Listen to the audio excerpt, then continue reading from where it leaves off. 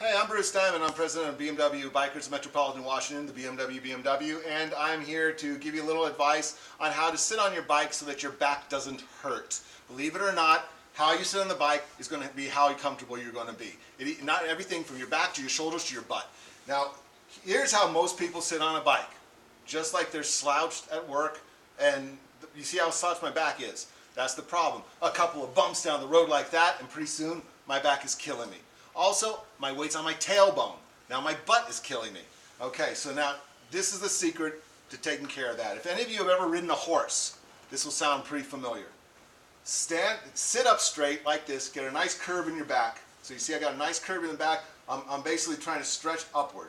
Squeeze the tank with your knees. Now I'm only going to rotate at the hips. I'm not going to move my back at all.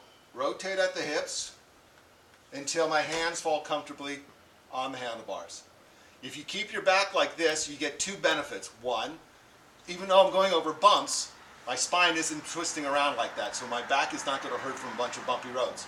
Two, I've rolled forward off my tailbone. And because I'm squeezing the tank a little bit, I'm actually taking some of the weight off my tailbone and into the inner thighs. I have the stock seat on an 05 RT, which everybody knows is designed as a torture instrument. However, I can ride 900 miles in a day and not be too terribly sore. Not comfortable, but not too terribly sore. If I wanted to be comfortable, I would have bought a GT. Okay, so the other nice thing about this is you put your hands on the handlebars, suddenly they don't seem so far forward anymore.